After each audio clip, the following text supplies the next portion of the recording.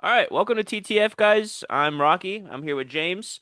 A quick little something quick and easy, something to digest today. We're a bit later in the week. It's Wednesday. We're gonna be preparing for week four, coming up. But that'll be for tomorrow. And today we're just gonna kind of talk about, you know, the horrific days of Sunday, and then Monday. We'll get into that as well. The And glorious days of Monday.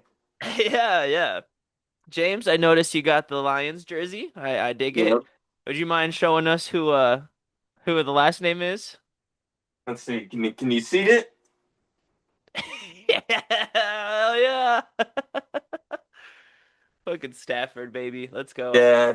I'm pretty sure I pissed off some people. They were probably thinking it was old Jameson Old Williams J-Mo. jersey, but it's really even older than that. So can't call Old. me a bandwagon, at least.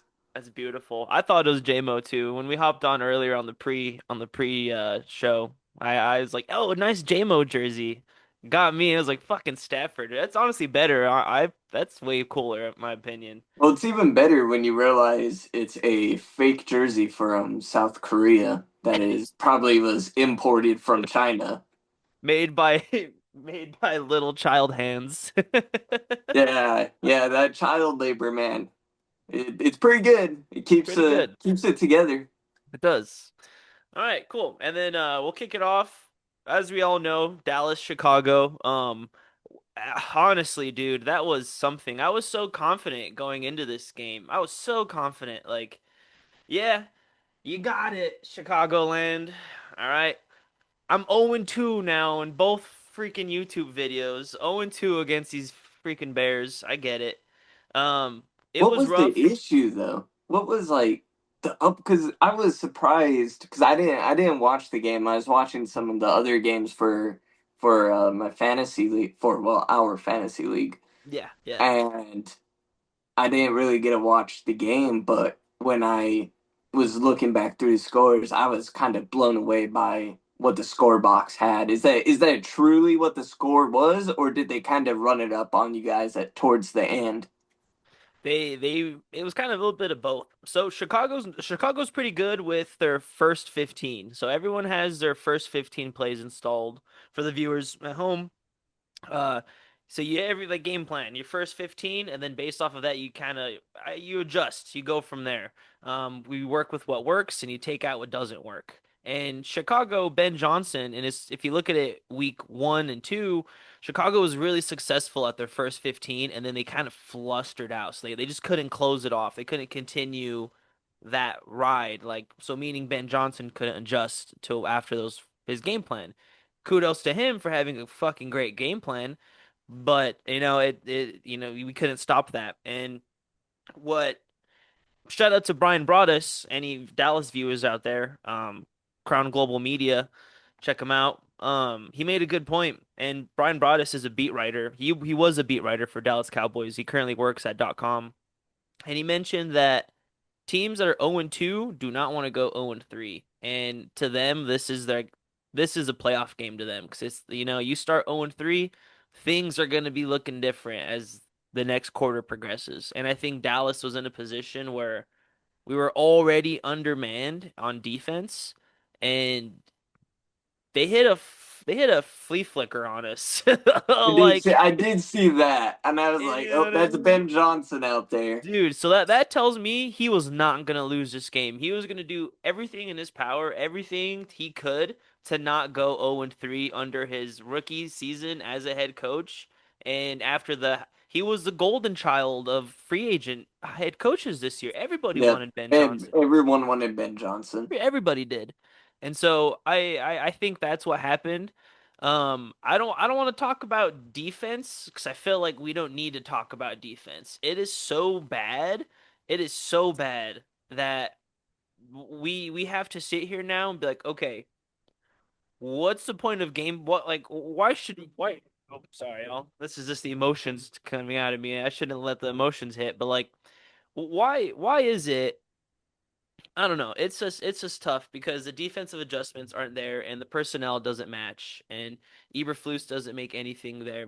Why should me and you make homework on the offense, upcoming offensive opponents. Why should we do it when I already know Dallas's defense is going to allow them to drop 30, 25, 24 plus points? No point. No point. Because, I mean, at this point, like, Dallas's secondary, they're just so it's just not there. There's no pass rush. We don't have the people to four-man pass rush. Dallas is, I think we're like top five, top 10 in the league for four-man rush, and we're almost dead last in pressure. And so we don't got the dudes to rush the quarterback. We don't have the secondary, and we're having safeties that are not playing what they need to be playing. So, Donovan Wilson, who's more of a in the box strong safety, he's more of a blitzer, like 5 sacks last year. He's a physical dude. He can't run. He can't open his hips to cover ground to ground. He's more physical, run down He's in just your not face. that. Yeah. And Eberflus is having him play this single high in a cover three. And so not only is the communication just not there, the safeties are out of position. We have no corners. Trayvon Diggs he's not fully healthy, but he's not confident in his legs, and you can see it when he plays. That looks like that's been a Trayvon Diggs type of thing is when he's not confident, you could tell it on the field. He's not playing aggressive. He's not playing to the elite talent that we seen what 2, 3 years ago now. Well, he tore his ACL last year, and so Okay, is that what it was? yeah, he tore his ACL in week 2 of practice. Oh, Yeah, jeez. dog. And so one-on-one drills. So he's coming off an ACL tear, and keep in mind he's also fresh off of $100 million 5-year contract. So he's not gonna go balls to the wall in a week 2 game against or a week 3 game against Chicago when he's the only guy we got out there. So he's not confident in himself. I'm thinking maybe re-injury, and he's made his money already, so he's gonna Yeah, take his time with it.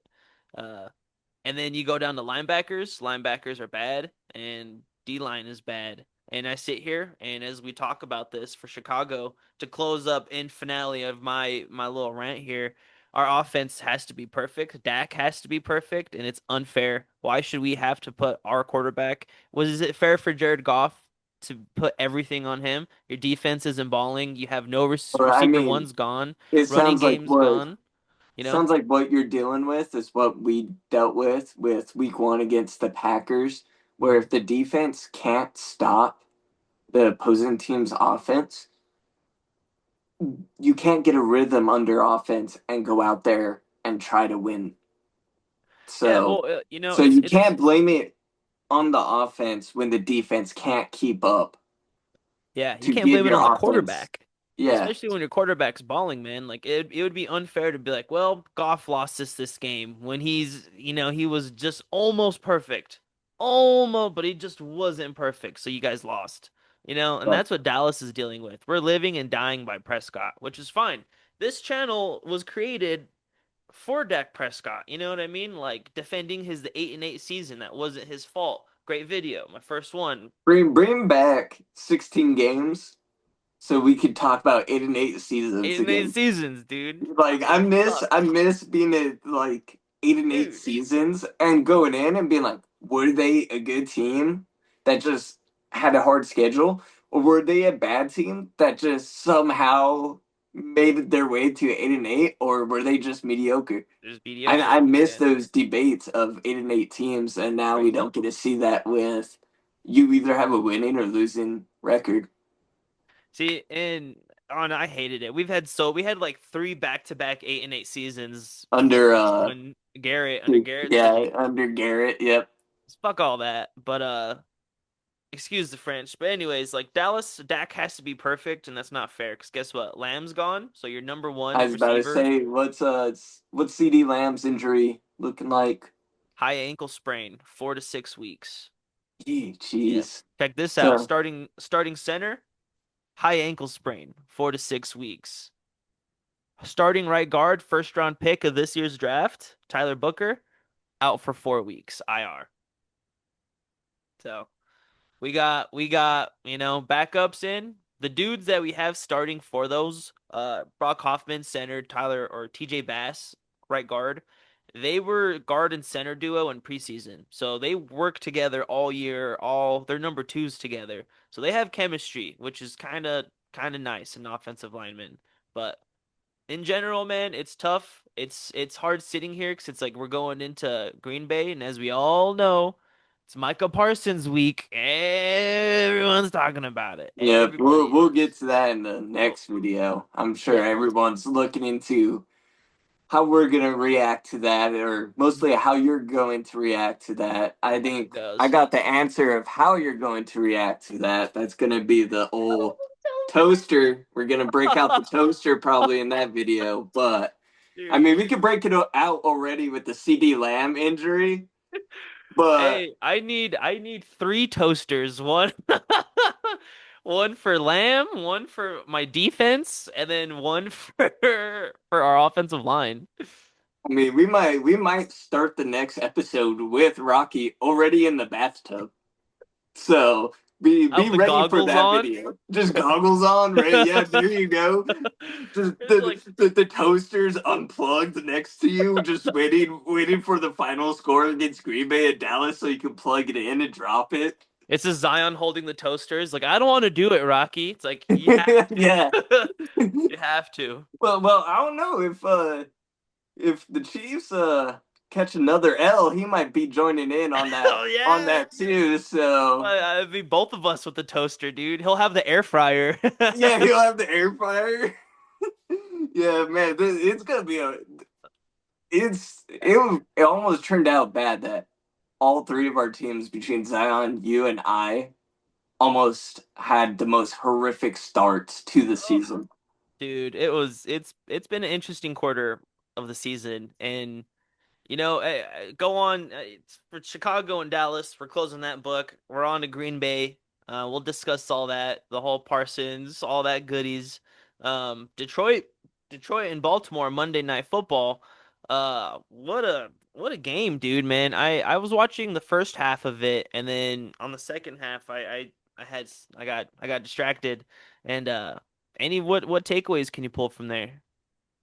So big takeaways that I'm gonna take is how the defense looked, and mainly the pass rush defense. We only let Lame R.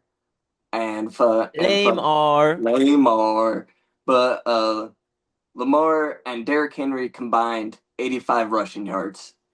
That is 4.5 rushing yards they had on 19 attempts.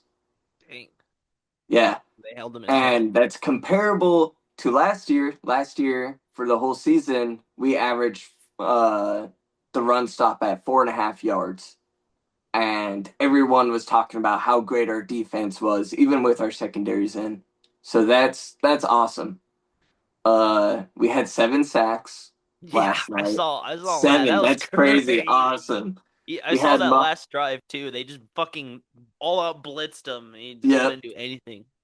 But you bringing up the blitz, we ended up getting 5 of the 7 sacks just off rushing four or less. Four-man rush is Yeah, crazy. and it Aiden was Hutchinson.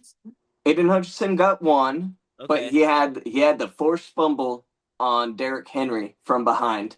nice. So it was a nice play because Aiden kind of overcommitted and Derrick Henry put his foot in the ground and went to go turn up field. Well, Mhm. Aiden just turned around and just bopped him right in the ball and the Got him. football, and it fell out. It was Got him. just the perfect play that you would show to like your high school team. It'd be like, this is why you don't give up on plays. Yeah, Is yeah. is for that reason. Foosball. But but outside of that, the other thing that I've noticed on defense is once again is us holding and PIs. Arnold out there, I believe he got 2 or 3 PIs again called on him. And that's a corner, So, right? yep, corner that we drafted last year. He was a rookie, so we were hoping that it would, you know, with a little bit of a more of the off season and him actually having playing time, that he would cut down on this type of stuff. It hasn't seemed like he has yet, but at the same time, he was looking like he was going to get burnt on those plays. So I think that's why he kind of was like, if I'm going to get burnt, I'm going to hold you. Yeah. So it's fair. Brian Branch, I think, was called on one of the holds. So just gotta clean those up. But with Lamar dropping 37 times, we pressured him 34. Jeez, So dude. that's a 92% of the Oh, time he fell back. He was bruh. being pressured. So and I mean we did bring a lot of blitz on him. And what was hurting us at the beginning of the game looked like we did not have a quarterback spy implemented. Well, what we started doing was bringing Anzalone down on a 5-man blitz, and we kept Derek Barnes as a quarterback spy, and Barnes would just cheat into a direction and tackle Lamar and Lamar would get like a 1 yard gain out of the play. Mhm. So like in reality, we could have easily had double-digit sacks if we got to Lamar just a split second faster. Yeah. So Jeez, dude. that looked Imagine great. And then I mean, Detroit offense just looked like a Detroit offense type of night, humming. Yeah. just Amon Ra. Jameer Gibbs had a big game, Mhm. 2 touchdowns. Nice. He had over 100 plus scrimmage yards again. Nice. Nice. David See, count me in. Montgomery. David Montgomery had multiple 10 plus yard runs, Moving. including I want to say it was a 80 something yard run. Hmm. I mean, it wasn't for a touchdown, but it was 80 plus yards. And Yeah. David Montgomery is supposed to be our big back, and he still got out there in space, and Moving. it was hard to chase him down. He got hurt last year, didn't he? Yeah, he did. He did. Yeah. He sat out I think 3 or 4 games, and that's when Jameer Gibbs definitely came our running back one. When he popped. That was like I And remember like later in the half, towards yeah, the it end. was later in the half. I can't remember how many games exactly it was, but he definitely sat out at least 3 games.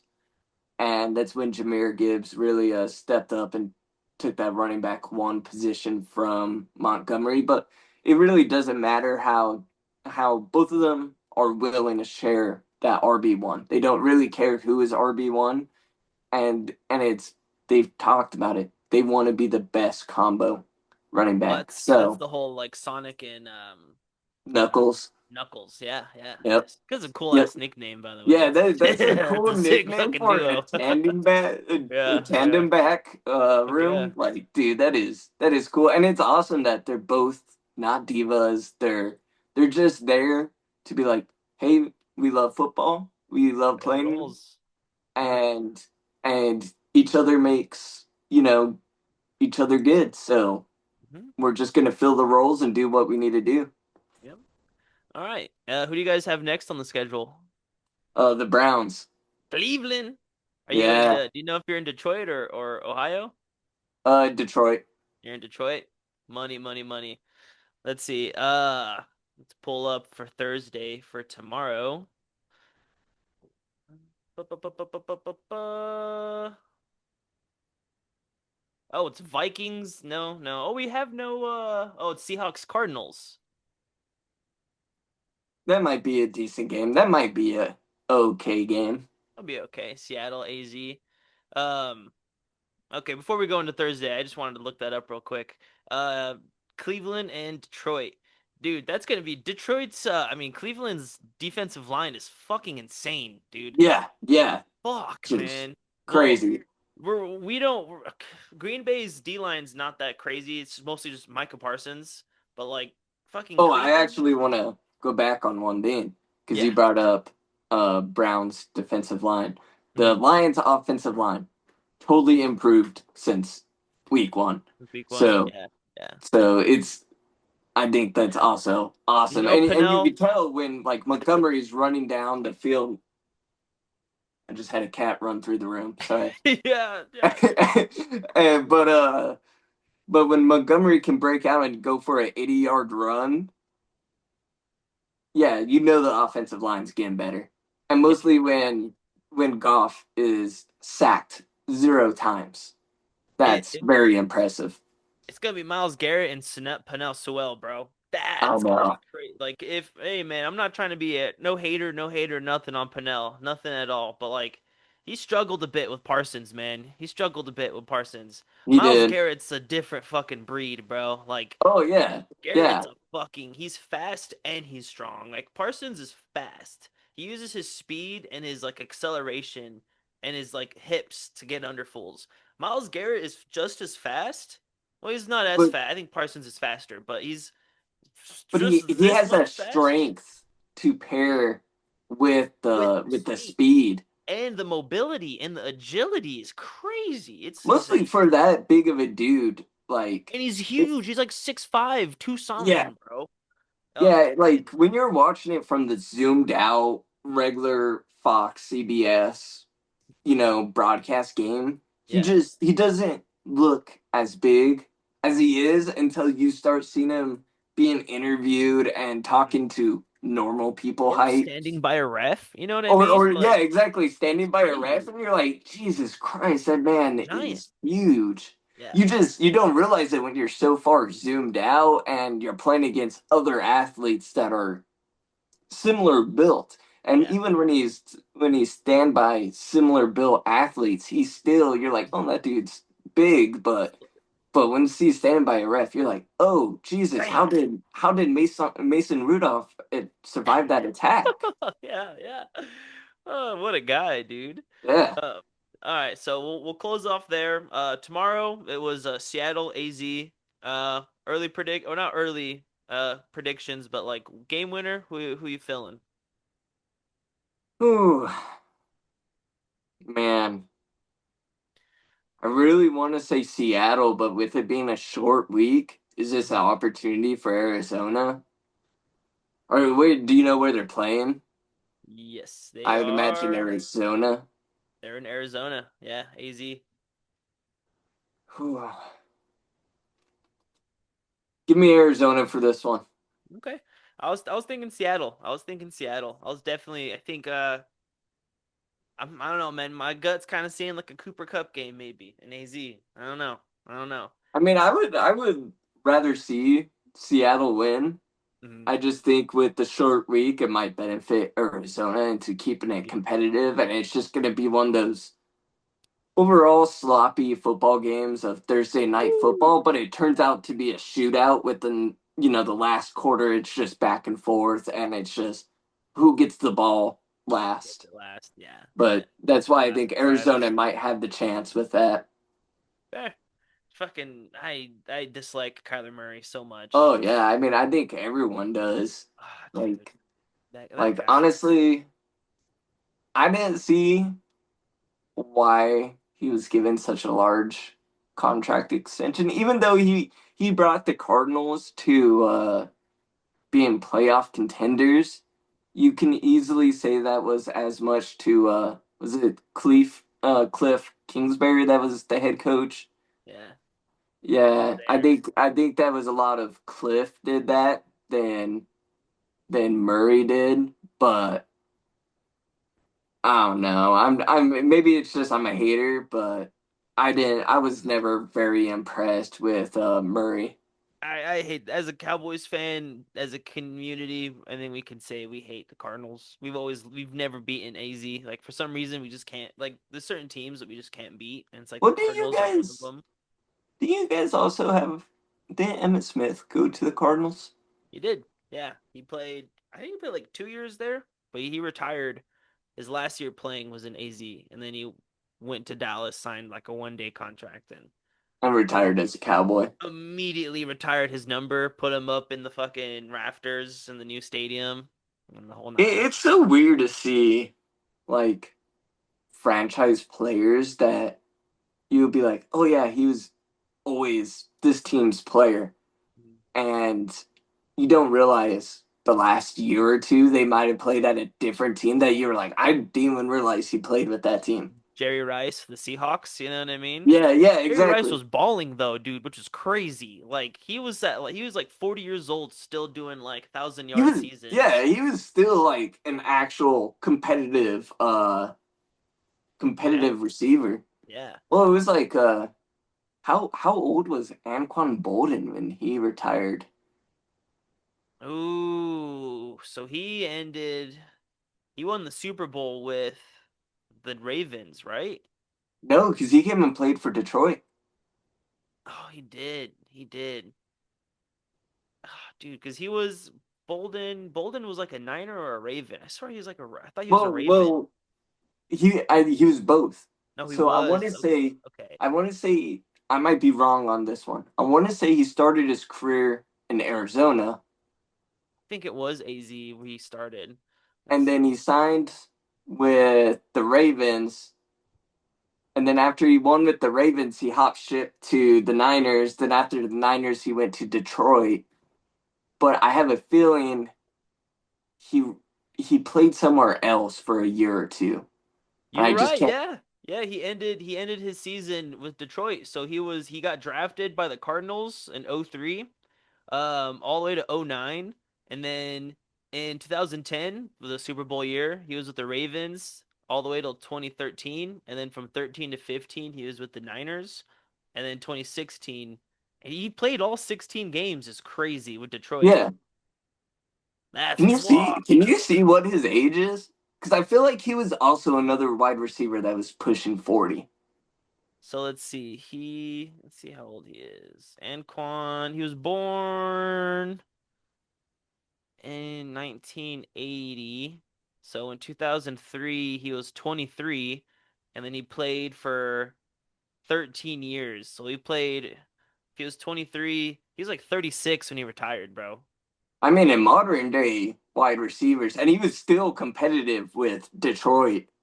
He had So, eight I mean, touchdowns on the list, man. yeah. So, I Wild. mean, it's wild to see that you still had a 35 plus old wide receiver that was pretty good.